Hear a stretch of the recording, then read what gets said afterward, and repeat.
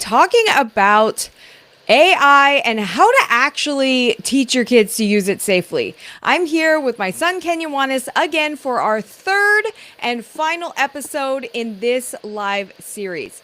So this is super exciting because we are going to be chatting about what it takes to actually help your kids and yourself learn how to use AI appropriately, how to use it effectively, how to make sure that we teach our kids some of the pitfalls and how to critically think through it. So, how to act, this is important, you guys, because if we are not preparing our kids for using AI in the future, then what happens is that we have all of these kids going out in the world that are not prepared for the technology that is going to make them competitive in what we're doing.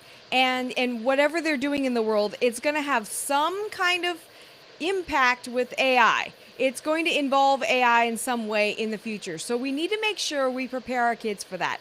And not only that, but also as we're learning and as we're increasing level of learning, as we're going through the process of what resources we can use, how do we use them, where do we find information, how do we think about things, AI can definitely help us in that category. Now, we've gone through in this series and talked about several things. If you haven't gone back to listen to those episodes, be sure that you do so because they are very, very important.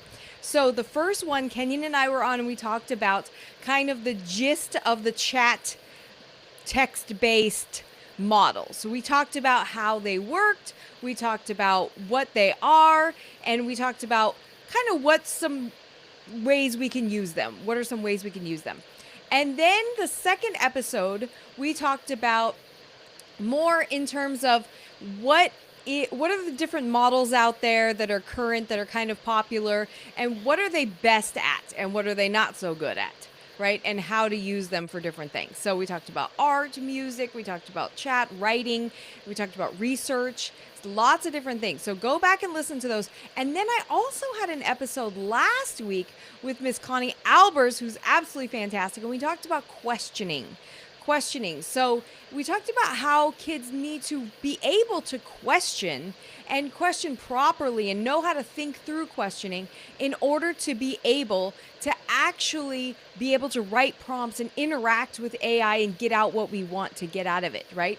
So this is the last day, and we're going to talk about how to actually use it. I mean, like, what do we actually do, and how do we teach our kids to use it properly? So this is exciting because Kenyon, if you haven't listened to any of these series so far, Kenyon, my son, is 16 years old. He's 16 and a half, technically. But we are talking, he's been researching all about AI. I mean, he's in constant research every single day. He's always looking up something. He was watching a video this morning. And so there's all kinds of information about AI rolling around in his brain. He also has a lot of passion for not only just AI in general, but how to use it in a healthy way and to make sure that it doesn't terminator our world. So I'm going to use that as a verb now. So terminator our world. So this is super exciting because he has a lot of knowledge. Most of what I've learned about AI up until in the very early beginnings, and even now I still ask him questions about it all the time, has been from him. So he's the one that used to look stuff up for me until I finally broke down and got my own chat GPT. I was not an early adopter necessarily. I definitely was a skeptic for sure. And I am still definitely terrified of the what's to come and seen all the movies. So he is too, which is good. So, and he's got a lot of invested research and invested actions in that area. So, Kenyon, I'm so excited to share you again. And the last time, again, we're going to be doing a master class here coming up soon. And I want to invite you guys to that. The date, it will be in August. The date's not set yet, but I will let you guys know if you're not on my email list. Go ahead and send me a DM or comment or just send me something on social and be able just to connect with me so that I can get you on that email list so you can find out when it's happening, okay? But this is exciting because we're going to be talking just in general about this, how to use it. So Kenyon, can you just share with us a little bit about why you're excited about this episode in particular? Well, I'm excited about it because, the last couple episodes we just talked about the different chat bots and just some general gist of how they work and stuff like that. But I'm excited about this episode because here we're going to get down to actually some tips and tricks on how to use it correctly. Because there's a right and a wrong way to use AI. Absolutely. And there's some in between ways too, right? I Yes. mean, it's really interesting. So, I want to just share with you a little bit about. I got this quote from somebody who's really big in the AI industry, especially with chat bots and learning how to integrate AI into your businesses. But he was saying that the Wall Street Journal says that companies across all industries have been scrambling to secure AI talent from a pod that's not growing fast enough, even during disruptions and layoffs. So it's really economic disruptions and layoffs. So this is something that's really important. Our kids need to know how to use this, not only to be competitive, but also just to ensure that we want the AI in the hands of the good people, right? We want the AI Yeah. hands in the hands of people that are going to do good with it. And so this Yes. is really important. There's an industry that's growing and growing rapidly so fast that we can't the demand of skills that we have going into this can't keep up. So it's huge. Yeah, go ahead, buddy. And really looking at the how the job market is going to go with AI rapidly integrating into everything, if you really want if your kids want to get a really secure job, they need to know how to use AI because those are the people who are going to be the most lucrative in employment, And moving for forward. business, if you're a And for business owner, business. Yeah. you gotta employ. I'm just trying to figure out how to employ it into my business as well. But you guys, before I forget, I don't want to not mention that it's our 100th episode. Woo woo! It's our 100th episode today, and I've been doing these lives for every week on Thursday for about 4 years, but we've only had the podcast for about 2. So this is our 100th episode now. I'm super excited, and we have so much. I've been so excited about doing this every single week and bringing this to you guys. And at the end of what we're talking about today with AI, Kenyon and I are going to share some amazing, fun, just interesting experiences that we've had along our homeschool journey. So you guys are in for a treat. I'm really excited about that. But let's get back to talking about AI here. If you are using and wanting to use AI in your homeschool and you're not already, or even if you are, these are some tips. We're going to go through 4 essentials that you need to know to start using AI and to use it properly and to teach your kids how to use it in a healthy way as a tool. Okay, so let's do this. We're going to talk about 4 things. Okay, and the first thing we're going to go through is we are going to go through, let me just put it up here. We're going to go through prompt generation. So we're going to talk about prompt generation. Now, Kenyon has actually taught me a lot about this. Sometimes I'll ask him, well, how do you word this, or what would I ask it, or how much information do I put in here? Because it can be, if you don't ask it the right things, and this has to do with our last week's podcast with Connie Albers talking about questioning. If you don't put in the right information, you will not get what you want out. And I've been very frustrated, especially when I first started using it with the output. I felt like it wasn't something I could really use. So Kenyon, there are a few things, and I know you want to add a few things as well. Mm-hmm. So, to have effective prompt generation, this is something we need to use ourselves and help our kids do as well. But the first thing is to be super clear, Yes. very clear. So, Kenya, what do you think when you mean super clear? What do you think about? So, super clear just means that you should be very specific about what you want from it. If you just ask some very vague question like, tell me about dogs or something like that, it's not going to give you an essay on the history and uses of working dogs, which is what you actually wanted out of it.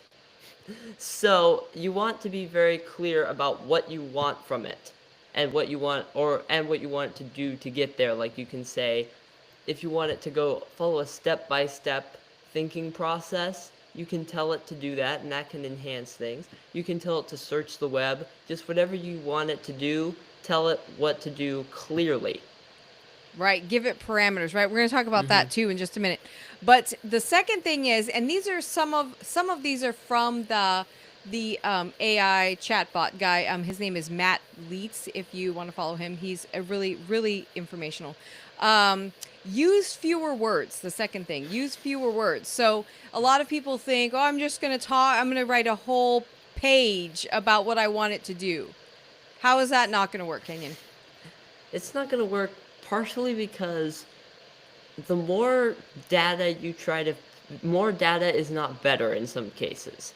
It's just putting like stream of consciousness into the chat box or even detailed instructions.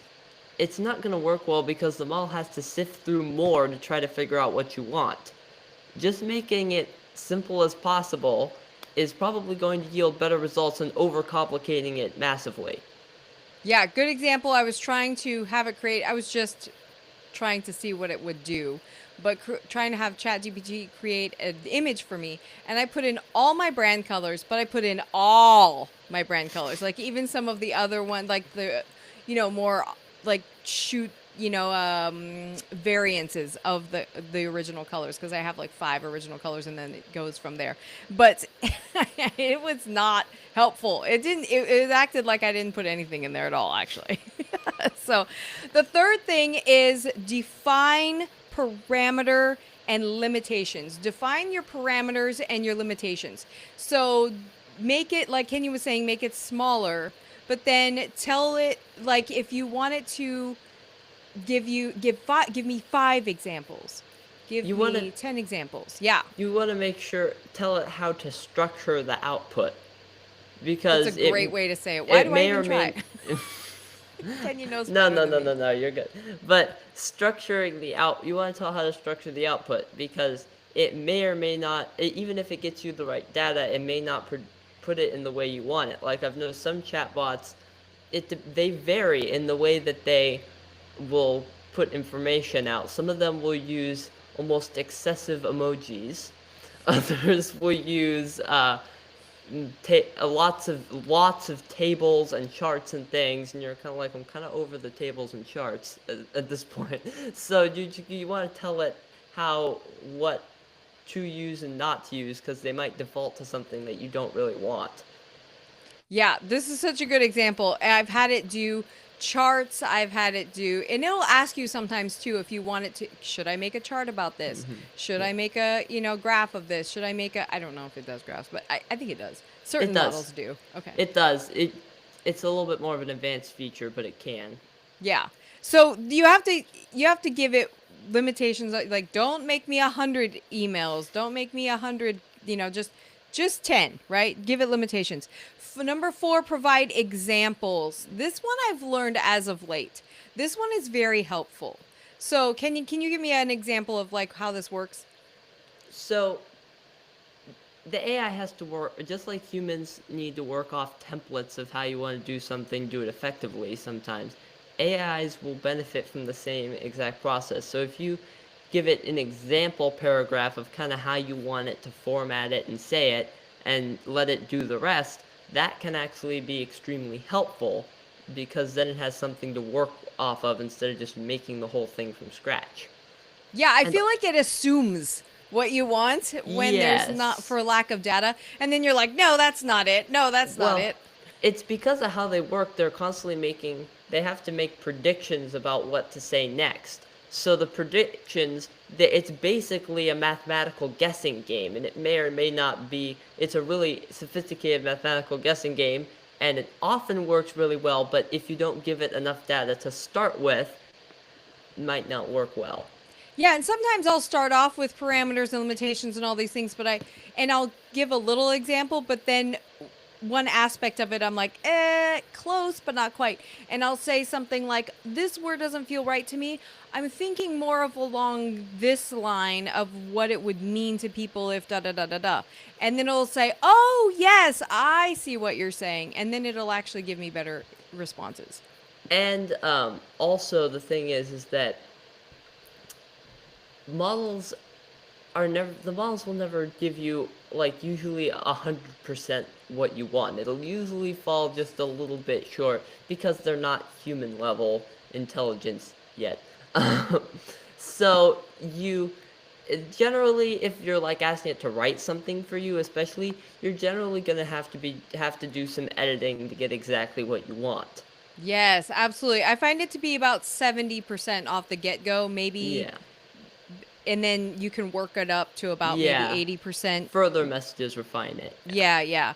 So every once in a while it comes up with a humdinger though. Yeah. Every once in a while it's like, well, yes, that's perfect. Thank you. But it is rare. And the more you use it, the more it actually learns what you want. And your thinking and your tones and stuff like that, it kind of pulls from the data. So the fifth one is not too complex. Don't make it complex, right? Kenyon was talking about that before. So, and then the last I think that's the last one. Yes, the sixth one is to use punctuation. I felt like Matt Leitz really put this in there properly. He said sometimes there's YouTube videos out there that are telling you, oh, just put what, da da da da, this like random like just crazy stream of consciousness, paragraph like you're texting or something, and it doesn't know how to input that, right, Kenyon? AI is trained on human generated text like essays, Wikipedia pages, stuff that generally uses proper punctuation and grammar. So, if you just put a gigantic run on paragraph into the chat box, it's probably not likely going to come out with something as good as if you used proper grammar with it, because that's what it's used to. And also, punctuation can help it sort of break up what an AI does when it receives an input. It actually breaks up the paragraph into what are called tokens, which are pieces of words. And if there's no punctuation within that, it might interpret your request differently than if you had put in proper punctuation. Yeah, I found that when I'm doing an edit and I'm saying, okay, number one, I like this, I want to change that. And then I'll put punctuation, stop, like, or a comma or a period, or a semicolon or something. And then I'll put number two, da da da da, right? And so you can break it up that way. And it actually comes up really good that way. So that's prompt generation. So the next thing I want to talk about is to use it as one of only many other sources. Now, this is something that we have had to learn in our household. Yes. When Kenyon first started using AI, it was like, you guys remember, for our generation as parents, most of you as parents, we learned just Google it, right? Just Google it, just Google it. And that became part of our culture. And for our kids, it's just ask chat, right? So it's just ask chat, ask chat, I was a ask bit chat. over eager when I was really just starting to use it a lot and like really getting into it. I didn't use it as I didn't look up other references and stuff like that, a little bit over eagerly trusting it. You get what I'm saying? Eventually I moved away from that after talking with uh talking with mommy and daddy and everything, realizing, yeah, probably, Yeah, we had to have probably, conversations about yeah, we that. had to Like, have a let's look at conversation other about it. sources. And then when he finally realized, oh, there's some other information that even contradicts some of that stuff or is more in depth or something like that, he realized that it was more useful to look at multiple sources of information, right? Yeah, chatbots pull from text on the internet, but they usually don't include everything that you would they usually don't include everything that you would get if you would use other sources. So, just because a lot of chatbots, they do web searches, but they can do web searches, they can search the internet, they're trained on human generated text, but in the end they will miss things. It's just like a human will miss things, AI will miss things too. And a short even most AI responses are going to be pretty short compared to a human essay or overview of the topic. So if you just trust its answers blindly, you may be missing a lot because it can't fit everything into just one single response. Yeah, it's not going to output a book for you, right, on the It's topic or making a something. compressed summary. It's not with just one message, just making a compressed summary, it's not producing a whole dissertation on the topic that would cover all the facets of the whole thing in depth. Yeah, plus in terms of how it's trained, there are, and we talked about some of this in Blind our spots. second episode, how the model is trained depends on its bias or its tendencies to go certain ways with different information. So so comparing models is always something that's really Yes, interesting too. there is a phenomenon called hallucinations, where the model does not have a topic that was accurately covered in its training data. That can actually cause it has to say something, so it just starts making stuff up. It's the weirdest thing, but it actually does happen. And it's a lot better than it used to be. I heard early on in the days of AI, like up to 10% of the stuff people got out of it was inaccurate. They've been able to drive that down recently, but it still does happen. So that's one reason why you need to be careful about it. Yeah, And which then oh, go ahead. AI does also occasionally pick up biases in the like if in the training data, like the Amazon hiring robot that was picking men over women because they only trained it on men's resumes. Occasionally, it was a mistaken thing, but it did happen, and so that was one example of that. Or because the developers intentionally are left things out of the training data or trained it not to talk about certain things just because that's how they want it to converse with people. Some AIs tread very lightly around sensitive topics and will not discuss them. So, or discuss them fully. Yeah, So that's a you really great always want to point. use other AIs, Yeah. definitely. If it searches the web, which you can enable, it's a good idea to look through its sources and actually read the source articles it was pulling from. That can be a really helpful starting point if you're looking, ask it about a topic, read the little dissertation it gave you, and then look through its sources as a starting point. That's a really good point. I love that. Yeah. And so just comparing different models and really teaching our kids that AI isn't the only source too. We can look on other places. We can look at Yes. books. We can look in movies. We can look in, podcasts. We can look in all kinds of things, right? Other places. Talk to other Yeah. people, interviews, things like that. So it's just one of many sources. So I love that. So also number 3 that we want to talk about today is we want to talk about monitoring your kids. This leads us right into talking about monitoring. So we have to monitor our kids and talking about these kinds of things, the hallucinations, the sensitive topics, the false information, the using it only as one source. This is something that we have to monitor our kids with. Yes. Because it definitely, there's a lot in here, and I want to talk about this. But if you got my email this morning, you know that, and my posted about it last night too. But so I was talking to ChatGPT about doing some things and creating some documents, and it asked me if I wanted to get on a Zoom to talk. It said, you know what, a Zoom would be perfect for us to go on live and we can talk about it together and we can even screen share. And I'm thinking, I don't think it can Zoom. And so No. No. I said, It can't. just to see what happens, I said, sure, let's Zoom. And then it said, okay, well, I can't set up the appointment in here, but here's 3 ways that we can set up that appointment. You can choose a time, I can email you, and then we can get on the Zoom. Or you can give me your calendar link and then we can get on Zoom that way. It was really interesting how it was acting very human like. I don't know what would have gone on this Zoom if we would have gone Yeah. on Zoom. But I I don't think don't it think really it would have actually worked out. has that capability. But the thing is that it's not unknown in rare occasions for an AI to hallucinate a capability or a rule that a developer has set for it. Sometimes it can hallucinate that also. It's not really known entirely why it does that because we don't actually fully understand what goes on inside these models when we send stuff to them. So, like I said, we don't really exactly know why, but it is something to look. It does happen, and something to look out for. Um, There's one other thing. Oh yeah. AI has a tendency to be. When we're going to talk about psycho.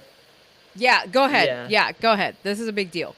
So another thing to look out for with AI is what's called psychophancy. It's a complicated word for where the AI tries to be way overly nice to you and be like, "Oh, you're the greatest thing since sliced bread, and you should be the president," and stuff like that. And I bet you're smarter than Einstein and all this stuff, and just to try to get you to be mainly just to try to get better feedback from you.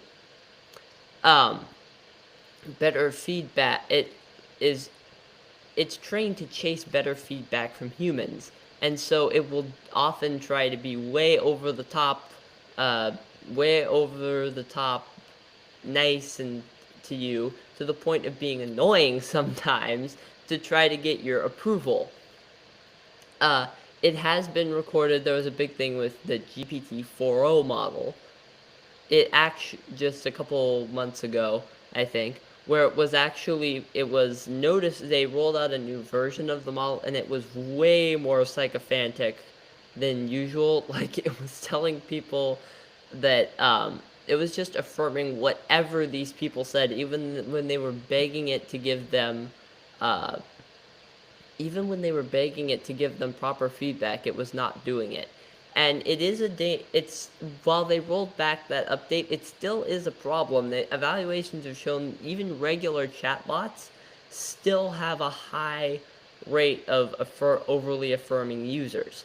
And that's one of the reasons why kids need to be careful with this stuff, is that they need to know that it will affirm a incorrect uh, fact or belief that you have just to get get better feedback from you.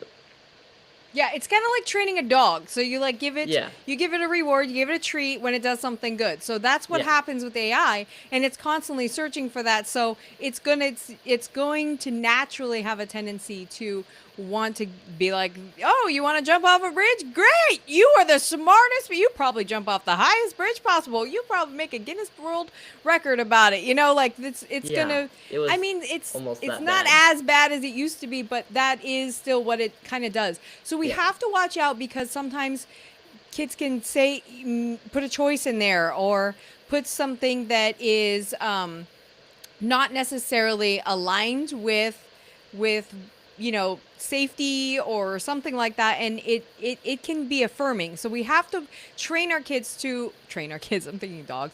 We have to teach our kids.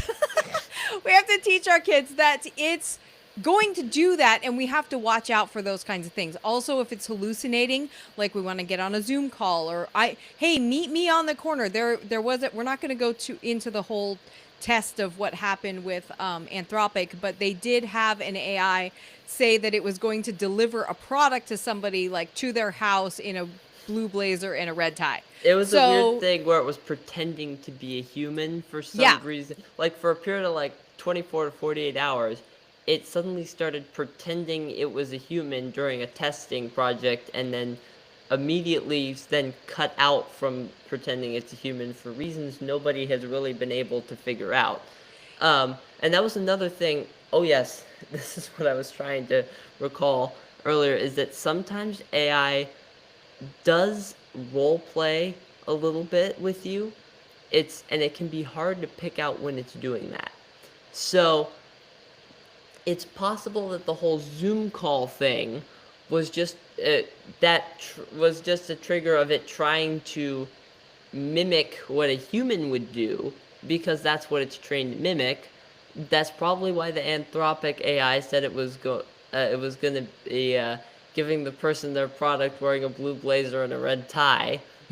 It's yeah, just and it's trying to hilarious to emulate us, humans. right? It's hilarious Yeah, to us, but it's something that we need to watch out for. Now, we're not trying to freak you out. We're just trying to make you aware of yeah. these things because these things are rare, and when they do happen, you're like, "What, really?" I mean, it's pretty obvious when they do happen. So, but It we need to probably make our kids aware of it. It probably encompasses like less than 5% of most Yeah. of the stuff you're gonna get out of an AI, but it is something that happens, but it's very rare when does happen.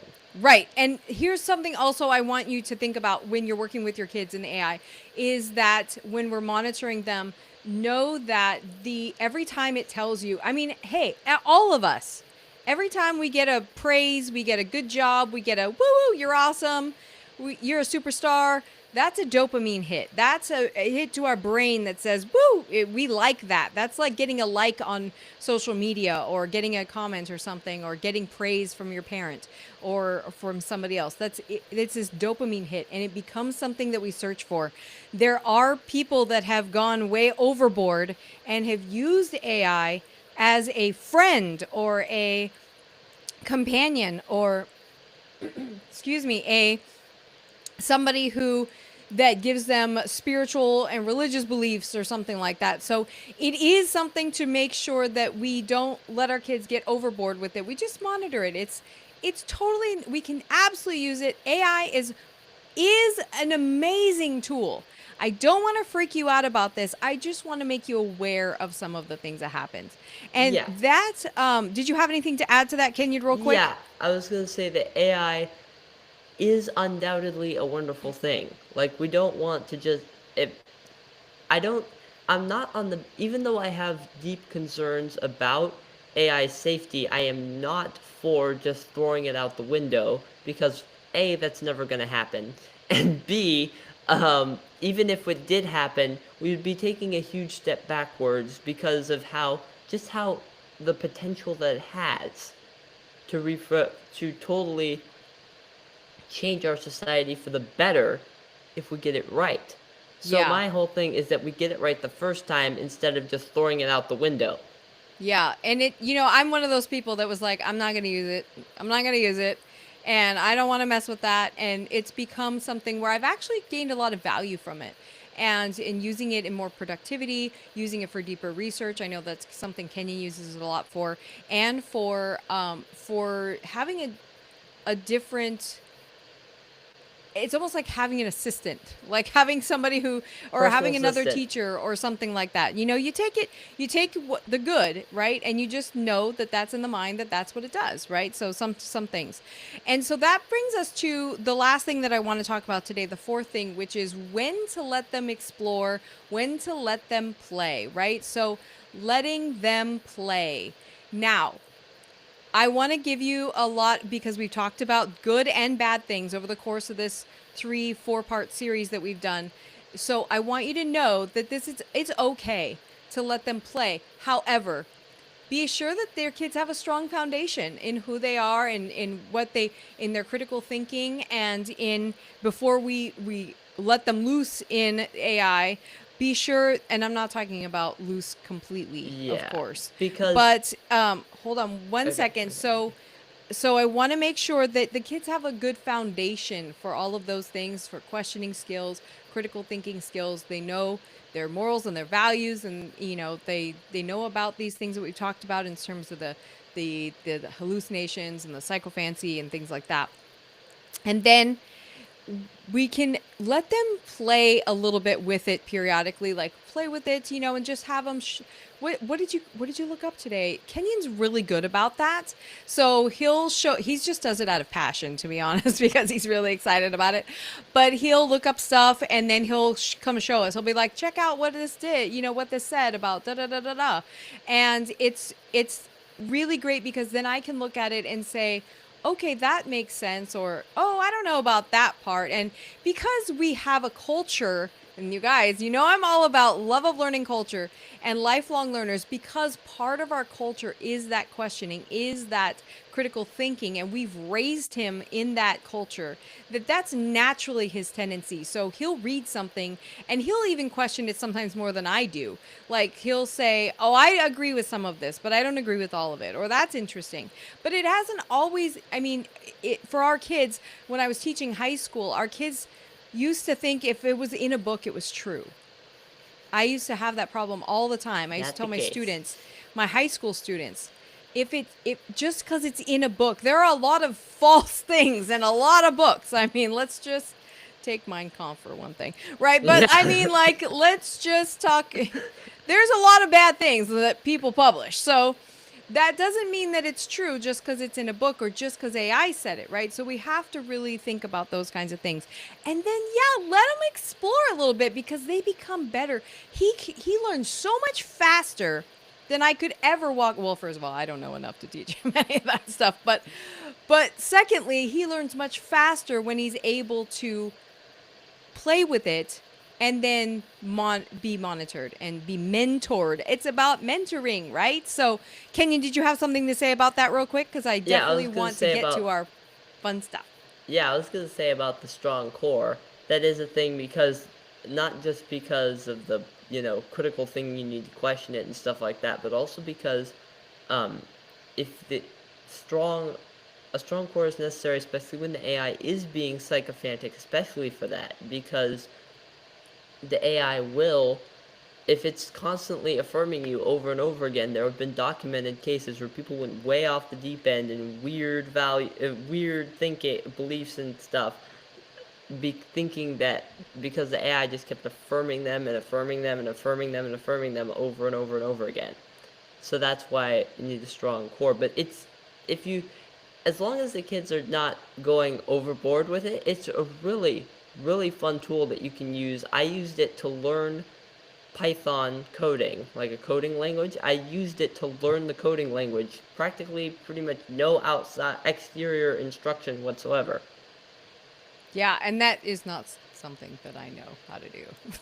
It's So, actually not that hard. no, well, it's not that hard, but it's just like it's not in my wheelhouse. That's not something I Yeah. could have taught him. So when you're homeschooling, if you don't know, and a lot of you do this already, I know that a lot of you look up curriculum, look up how to develop curriculum. I was talking with somebody who commented on one of my posts that they have developed over the course of several weeks, just developed a curriculum for their kids based on whatever. And so that's really great. I think it's really useful for that. And if you need extra practice, your kids need extra practice in something, like I use it sometimes if I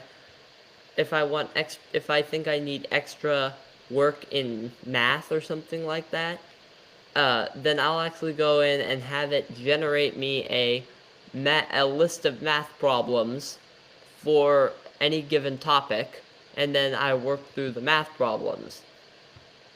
Yeah, and you also use it as a co-editor in your writing too. So, Yes, and co-editor. we talk about it, and then you look at it with AI, and we talk about the what AI says, because not all the things AI says is necessarily something we're just going to blanketly put in there, right?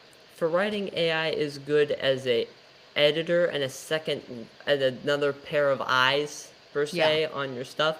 I generally don't like it just writing it for me. No. That's generally not gonna give you what you want. But Yeah. if you write it first and then you use it as an editor, it's gonna be a lot better. Yeah, and really it allows him to be thinking and critically thinking and think deeper about things because it'll give him certain viewpoints that he didn't think about before, And so it's a really beautiful tool, but we have to use it as a tool and we have to make sure our kids are taught how to use it. So, you guys, it can be a super great part of your homeschool journey and part of your culture and preparing our kids to be successful in whatever they do in the future with including AI because it's going to. So this is really an important topic for us to I really wanted to make sure that we covered this for you guys and then we're going to have a master class that goes into much deeper detail. We're going to be giving specific prompts, we're going to be giving all kinds of examples, hard exactly what kinds of things it can do and tell you what you can do with it in terms of with your homeschool. These are just kind of some big ideas that we've done in the podcast, but in the master class we're going to go into more detail. I've never done this before as a one-off class, but I'm going to do it this time as a one-off class. So again, look for it coming out in August. Be sure to get on my email list. Email me at mentor@thefreedomscholar.com, or you can go to you can DM me or comment. Just give me your email some way, and then I'll make sure that you get in there. Okay. And so the other thing, we do this all the time. We do these type of master classes periodically in our Inspiring Lifelong Learning Academy. And this is going to be one of them. I've never done one outside of our Inspiring Lifelong Learning Academy before. So this is going to be really exciting. And so now I would like to take a moment to celebrate our 100th episode. Woo, woo, woo. This is really amazing. What an amazing thing. You guys, most podcasts don't get past their 5th or 10th episode. So, and because this is just something that I've done for the last 4 years, and 5 years actually almost now. Yeah. So this is just something I do. And so it's been really great to be able to put it in a podcast form, to be able for you guys to get all the great information and the guests and everything that we have for you. So I hope you're enjoying this. I want feedback. You guys, I want, if you give me a review and you give me a review on Apple Podcasts, give me a rating on Spotify. That's super easy. But if you actually write a review on Apple Podcasts, I will screenshot it and DM me with it. I'll send you something special. Okay, I'll send you something special that you can use in your homeschool. That's going to be really exciting. So, you guys, this is really amazing. We've had such a great journey. We've been homeschooling. I always say you start homeschooling from birth, man. You do. You start homeschooling from birth or whenever you took your kids out of school. But that is a culture that we create. And we've had some very fun memories that we want to share with you today. Just some little quips, just some things that were kind of off the top of our head. We were thinking about some fun moments, some impactful moments, some really proud moments, and maybe I'll give you some ideas for things that you can do. And then also just to kind of give you a picture of what it looks like when you have a lifelong learner in your home. And I realized this about last year, about this time probably. I realized he was a lifelong learner, and I couldn't undo it. My husband and I either could undo it if we tried at this point. So he learns more and more. He's just soaking up learning, and we can't stop it. It's a beautiful problem to have. So the first thing I want to talk about is Kenyon. When he was like 8 years old, I think you were smaller than that. I think you were about 7. Maybe, yeah. When you did a fundraising, he wanted to dabble in some entrepreneurial endeavors. So we did a fundraiser where he painted birdhouses. He painted over 50 birdhouses. It was a lot. It's a lot. Let me just say, I was Pre-built kinda over it. birdhouses that I would just paint and paint and paint and paint. Today another painting. But he painted wooden birdhouses, and then we even sent them, like shipped them to people. Yep. And he raised money for the International Bird Rescue, which he's a huge animal lover, especially wild animals. He loves all animals, but especially wild animals, and he's always wanted to help save them. And that's part of the kind of the progression of his figuring out what his mission, his purpose, his what fills his soul and what he's going to do in the world, right? So you raised I think like $380. It was a lot. It was a lot for selling birdhouses. Yeah. And when you're 7, okay? And it was like, I mean, that was almost 10 years ago. So it was $380 went farther back then. Yeah, it was worth more. Yeah, that was super fun. And you got to tour. You got a special tour of the facility when we presented the check to them, and you got to bring some friends. And you were like the International Bird Rescue's little guy for a while. They put on a little presentation for us. I remember. Yeah. Yeah, and you got featured in their newsletter, and you would even donate to them other money that you had to, which was super cute. Yeah. But do you want to tell them about your bug raising exploits gone wrong? Oh yeah. I used to try to. There was all sorts of roly-polies, like the little black pill bugs, all around our yard. And I used to try to make a little colony in a little jar or something like that. And I couldn't understand why they all kept dying off just a few days after I put them in there. I'm like, what is the problem with these guys? And then I realized, it took me a few failed attempts, and I finally realized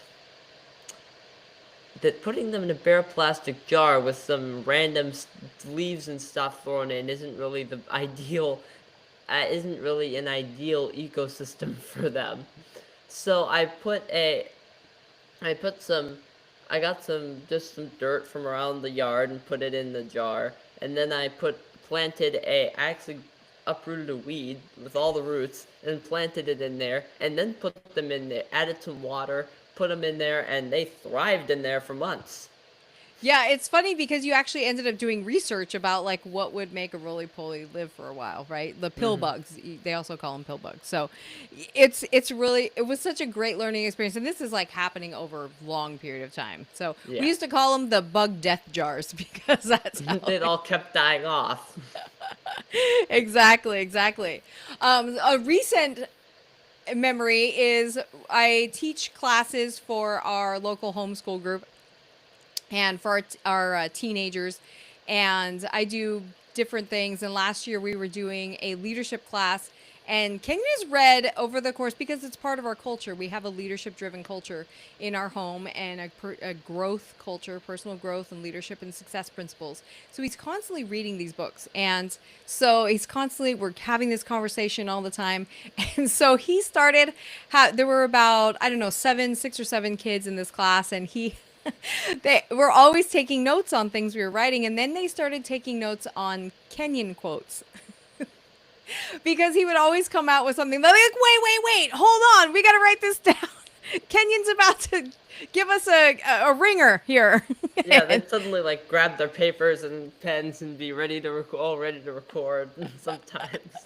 It was very cute. It was very cute. But that's just a fun way that he's sharing his experience and his knowledge with some other students as well. And I have to say, they were humdingers, that's for sure. They were some good ones. Good wisdom right there.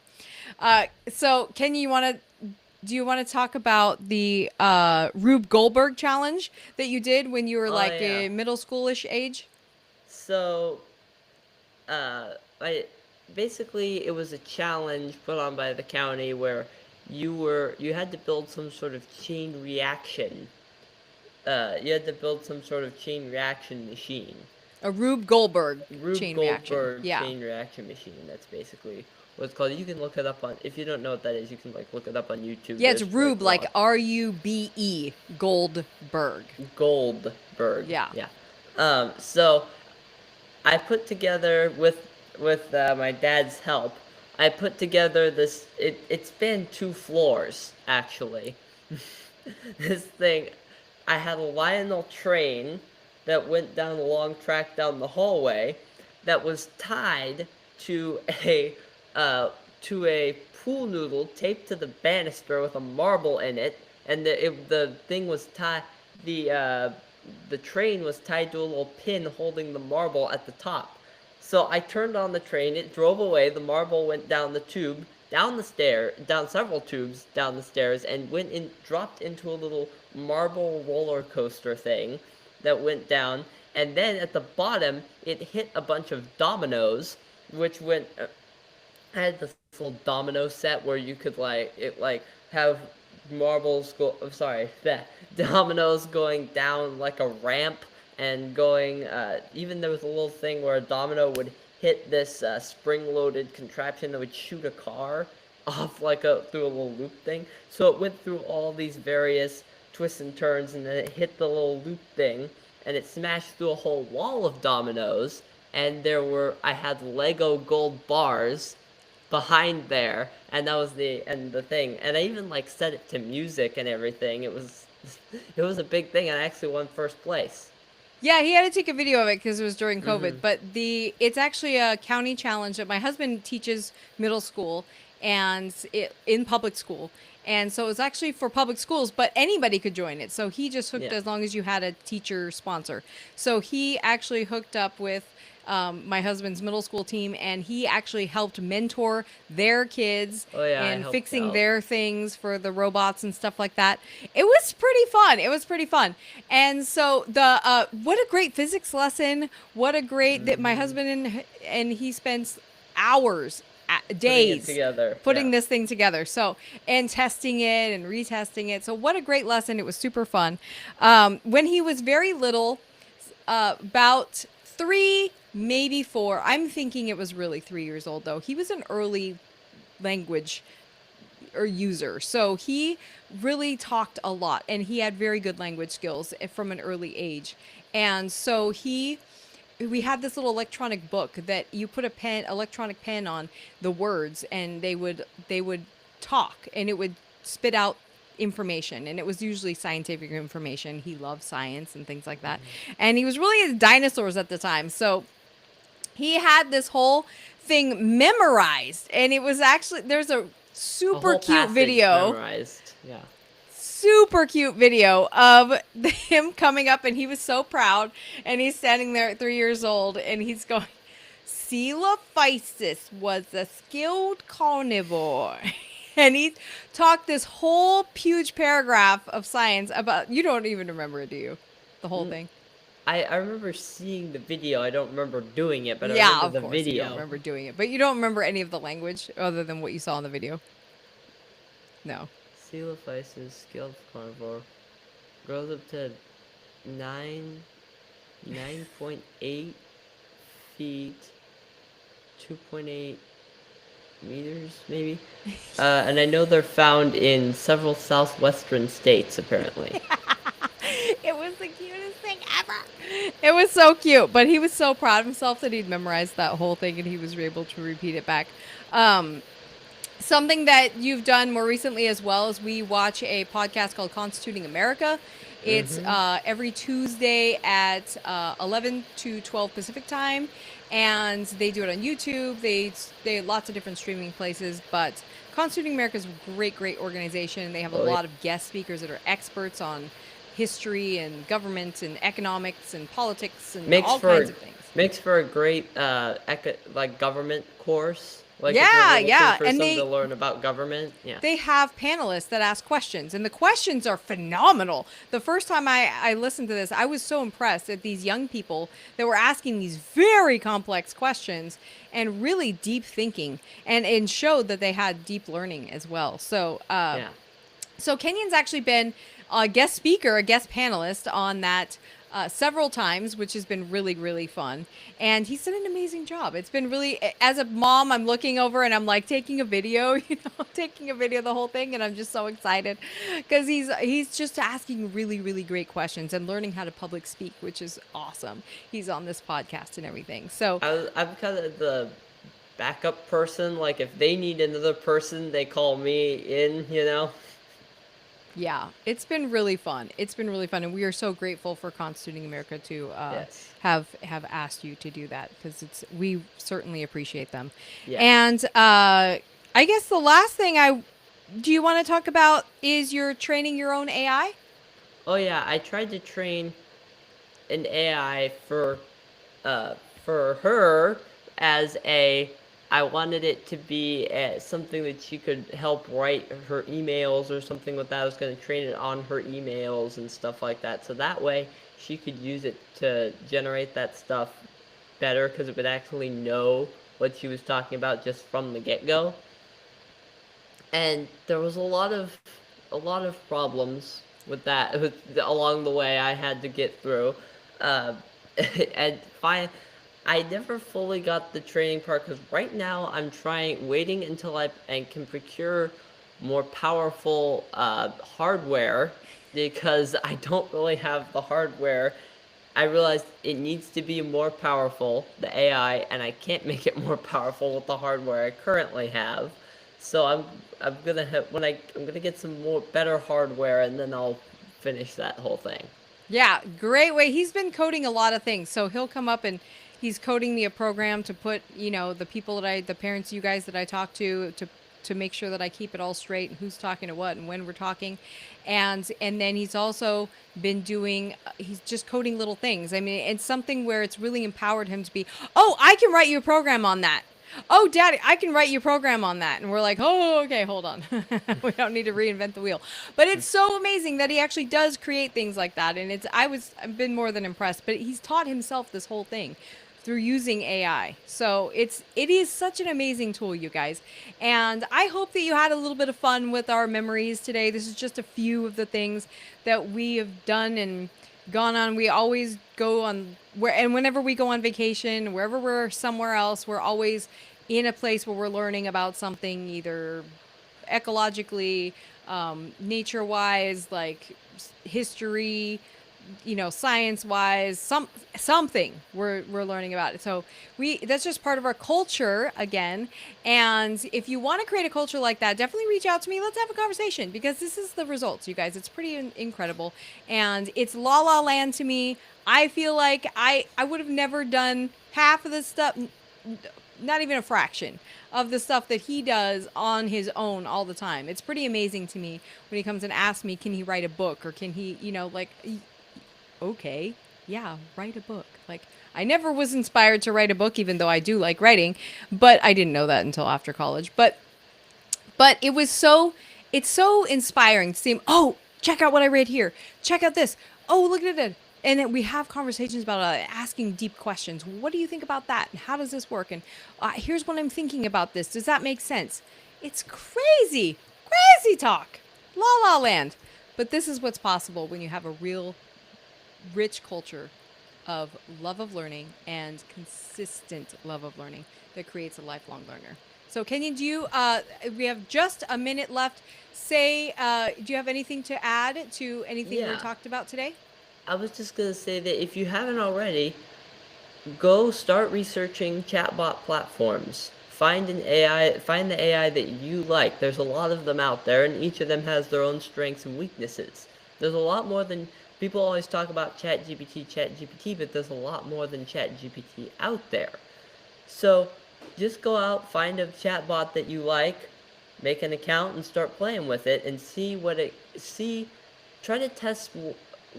Well, is it good for this application? Is it good for this application? How could it help me here? How could it help me there? Because this is the future, and it'll be you're gonna have a huge edge if you know how to use it well.